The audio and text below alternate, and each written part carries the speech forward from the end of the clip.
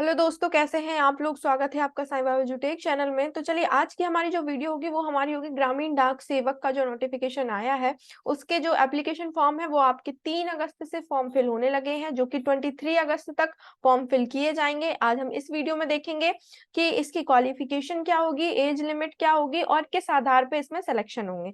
ठीक है, तो चलिए चलते हैं हमारी वीडियो की तरफ। तो सबसे पहले मैं आपको बता दूं कि यहाँ पे जो नोटिफिकेशन आया है ये आया है 31 जुलाई 2023, यानी कि ये नोटिफिकेशन जो आया है 2 दिन पहले ही आया है कि 31 जुलाई को नोटिफिकेशन आ चुका है कि ग्रामीण डाक सेवक का ऑनलाइन एंगेजमेंट यानी शेड्यूल 2 सेकेंड शेड्यूल जो है वो जुलाई में शुरू किया गया, जैसा कि 31 जुलाई को आपको बताया गया है। इसमें शेड्यूल सेकेंड लिखा है, इसका मतलब ये है कि फर्स्ट शेड्यूल का जो आपका ऑनलाइन एप्लीकेशन फॉर्म फिल हुए थे वो जनवरी में फिल कर दिए गए थे। अब ये हमारे सेकेंड शेड्यूल के ऑनलाइन एप्लीकेशन फॉर्म होंगे, जिसमें इनमें ऑनलाइन एप्लीकेशंस को इनवाइट किया गया है कि जो एलिजिबल एप्लीकेंट है वो ग्रामीण डाक सेवक की पोस्ट पर भी फॉर्म फिल कर सकते हैं। ब्रांच पोस्ट मास्टर यानी कि बीपीएम और एबीपीएम यानी असिस्टेंट ब्रांच पोस्ट मास्टर की जो पोस्ट है उस पर एप्लीकेशन फॉर्म फिल कर सकते हैं। इसमें अगर हम देखें शेड्यूल की किस तरीके से शेड्यूल किया गया है, तो यहाँ पे रजिस्ट्रेशन और सबमिशन यानी कि ऑनलाइन एप्लीकेशन फॉर्म भरने की जो डेट है वो है 3 अगस्त से 23 अगस्त तक आप इसके फॉर्म फिल कर सकते हैं। और एडिट और करेक्शन कराने के लिए आपके लिए जो विंडो ओपन रहेगी वो 24 से 26 अगस्त तक ओपन रहेगी। ठीक है, अब यहाँ पर अगर हम देखें कि जो सैलरी है वो कितनी रहेगी और कितना पे किया जाएगा आपको, तो यहाँ पे टाइम रिलेटेड कंटिन्यूटी अलाउंस जो आपको मिलेगा वो बीपीएम के लिए, यानी कि जैसे कि मैंने आपको बताया बीपीएम और एबीपीएम यानी ब्रांच पोस्ट मास्टर और एबीपीएम यानी असिस्टेंट ब्रांच पोस्ट मास्टर, इन दोनों की जो सैलरी का क्राइटेरिया होगा वो होगा 12,000 से 29,380। यानी कि अगर हम कहें कि जब शुरुआत अगर सैलरी की होगी तो 16 से 17,000 आपको सैलरी हैंड टू हैंड मिलेगी। ठीक है, ऐसे ही एबीपीएम की भी इसकी जो सैलरी है वो 10,000 से 24,470 रुपए, ठीक है, रखी गई है। इसमें अगर हम देखें कि जॉब प्रोफाइल देखें कि ब्रांच पोस्ट मास्टर को क्या जॉब करनी होती है या उनको जॉब में क्या चीजें होंगी, तो वो सारी चीजें इसमें लिखी हुई हैं। ठीक, इसके बाद अगर हम देखें कि एबीपीएम का क्या काम होता है, तो यहाँ पे एबीपीएम का भी काम दिया गया है कि एबीपीएम का जो काम होता है कि वो बीपीएम को असिस्ट करे। ठीक है, यानी कि जो ब्रांच पोस्ट मास्टर है उसको असिस्ट करने का काम होता है।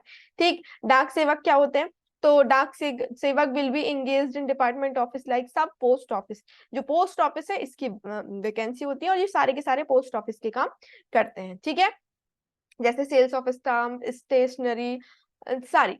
ठीक है, डाक सेवक में have to work in sorting office और रेलवे मेल सर्विसेज, यानी कि जितने भी पोस्ट होते हैं उन पोस्ट को पोस्ट मास्टर और सब पोस्ट मास्टर जो होते हैं उनके साथ में स्मूथली फंक्शन करने के लिए होते हैं। ठीक, अगर हम एज लिमिट की बात करें, एलिजिबिलिटी क्राइटेरिया में देखें एज लिमिट, तो यहाँ पे मिनिमम एज आपकी 18 ईयर होनी चाहिए और मैक्सिमम एज आपकी 14 ईयर होनी चाहिए।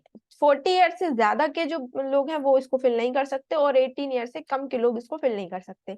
अब इसमें subject to relaxation as per सब पैरा, यानी कि कुछ लोगों को यहाँ पर रिलैक्सेशन मिला हुआ है। ठीक है, जैसे कि आप SC ST को कि रिलैक्सेशन जो अपर एज वाले होते हैं उन लोगों के लिए। ठीक, जैसे इसमें सर्टिफिकेट्स वगैरह मांगे जाते हैं कि आपका जो एज रिलैक्सेशन है उसके लिए आपको सर्टिफिकेट प्रोवाइड कराने होंगे। ठीक है, जैसे कि यहाँ पे दिए गए हैं कि SC ST के लिए 5 ईयर का रिलैक्सेशन है, यानी कि अगर वो 40 ईयर है, 40 से ज्यादा भी, अगर 45 तक भी है तो भी वो फॉर्म फिल कर सकता है। ओबीसी के लिए 3 ईयर का, ईडब्ल्यूएस के लिए बिल्कुल भी नहीं रिलैक्सेशन है, पीडब्ल्यूडी यानी पर्सन विद डिसेबिलिटी वाले, तो डिसेबिलिटी ओबीसी को 13 साल का, और पर्सन विथ डिसेबिलिटी जो SC ST के कैंडिडेट है उनको 15 साल का रिलैक्सेशन मिलेगा। ठीक है, इसके बाद आते हैं कि ईडब्ल्यूएस, तो ईडब्ल्यूएस को कोई रिलैक्सेशन नहीं मिलेगा। ठीक है, क्वालिफिकेशन, और अगर हम देखें एजुकेशन की क्वालिफिकेशन देखें तो ये चीज ज्यादा ध्यान रखने की है। तो ये देखिए, secondary school examination pass certificate of 10th standard, यानी 10th आपका पास होना चाहिए, जिसमें आपका मैथमेटिक्स और इंग्लिश मैथ्स और इंग्लिश जो सब्जेक्ट है वो कंपलसरी होना चाहिए, ठीक है, यानी कि आपके इलेक्टिव सब्जेक्ट्स में होना चाहिए। और having been study as compulsory conducted by the recognise, यानी आप किसी भी बोर्ड यूनिवर्सिटी सॉरी किसी भी बोर्ड से या किसी भी स्कूल एजुकेशन गवर्नमेंट से या आपका स्टेट गवर्नमेंट एग्जाम जो है 10th आपका पास होना चाहिए, ठीक है। इसके बाद the applicant should have study the local language, यानी कि जिस स्टेट में वो फॉर्म फिल कर रहा है उस स्टेट की लोकल लैंग्वेज वो पढ़ा हुआ होना चाहिए, एटलीस्ट सेकेंडरी स्टेटस स्टैंडर्ड तक, ठीक है। अगर अदर क्वालिफिकेशन हम देखें तो नॉलेज ऑफ कंप्यूटर, आपको नॉलेज कंप्यूटर का नॉलेज भी होना चाहिए, नॉलेज ऑफ साइकिलिंग यानी कि आपको साइकिल चलाने का भी नॉलेज होना चाहिए, ठीक है। एडिक्वेट मीन्स ऑफ लाइवलीहुड, यानी कि आपको और जॉब्स भी इसमें तलाश करते रहना चाहिए। रिजर्वेशन की अगर हम बात करें तो जैसे कि मैंने आपको बताया कि सारे रूल्स के हिसाब से जो रिजर्वेशन है वो रिजर्वेशन आपको दिए जाएंगे यहाँ पे, SC ST OBC को, EWS वाले को भी, PWD को भी, ठीक है। इसके बाद अगर हम देखें तो इसमें और क्या दिया गया है, तो यहाँ पे ये डिसेबिलिटी के बारे में बताया गया है कि जो disable suitable for the post, यानी कि कौन इसमें सुटेबल है, तो उनके बारे में। अप्लाई कैसे करना है, सिलेक्शन क्राइटेरिया क्या रहेगा, तो आपका सिलेक्शन क्राइटेरिया वही रहेगा, मेरिट के आधार पर आपकी लिस्ट बनेगी, ठीक है, मेरिट के आधार पर आपकी लिस्ट बनेगी। और फिर उसके बाद में आपका लिस्ट बनने के बाद आपके applicant have both marks of grade and marksheet have to apply with marks only. यहाँ पर आपको जब आप फॉर्म फिल करें तो यहाँ पर सिर्फ आप मार्क्स फिल करें, ठीक है, परसेंटेज ना करें। अब जैसे कि अगर उन्होंने बताया कि ग्रेड पॉइंट आपके हैं, ग्रेड में अगर आपके नंबर है तो A1 अगर आप मिला है तो A1 में 10 होता है, तो मल्टीप्लिकेशन फैक्टर करें तो 9.5 होगा।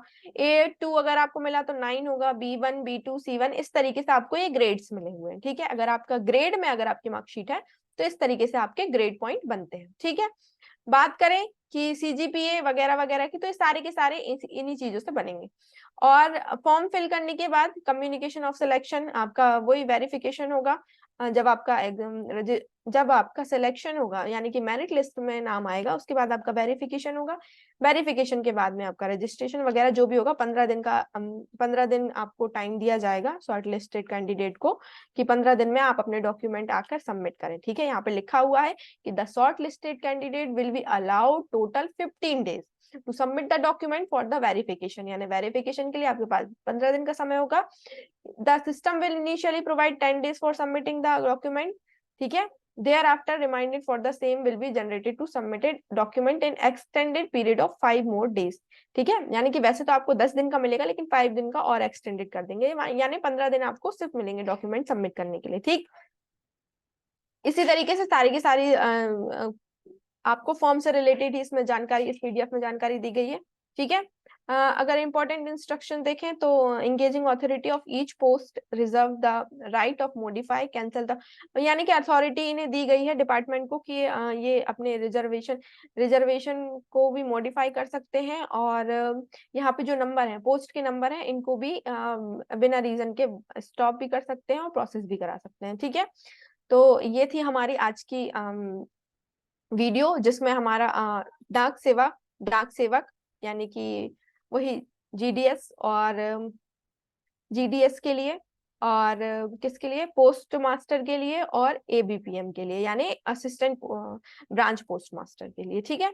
तो ये सारी चीजें आपको दी गई हैं इस वीडियो में। बाकी आप लोगों को जो भी डाउट्स हो, फॉर्म फिल करने से रिलेटेड जो भी डाउट्स हो, वो ये सारे के सारे आपको ये दिखा गए हैं, ये सारे के सारे आपको बाद में फिल कर दिए जाएंगे कि यहाँ पे आपकी कितनी पोस्ट है और ऑफिस कौन सा है और TRCA क्या है, नंबर ऑफ पोस्ट कितनी पोस्ट है, और यहाँ पे अकाउंट ऑफिस या रिकॉर्ड ऑफिस जो भी है डिस्ट्रिक्ट वगैरह में जहाँ पर कितनी कितनी पोस्टें हैं इन सारे रिजर्वेशन को लेकर, तो कम्युनिटी वाइज अगर हम देखें तो वो भी आपको जल्दी पता चल जाएगी, ठीक है। अगर ये आपको देखना है तो ये कहाँ पर पता चले, ये सारे सारे जो फॉर्म्स दिए गए हैं ये आपको कब फिल करने हैं, जब आपका मेरिट में, जब आपका लिस्ट में नाम आता है, ठीक है। तो बस इतनी थी हमारी वीडियो। बाकी आप लोगों को और कुछ भी डाउट्स हो तो आप कमेंट में सारे डाउट्स पूछ सकते हैं, ठीक है। तो मिलते हैं नेक्स्ट वीडियो में, तब तक के लिए जय हिंद।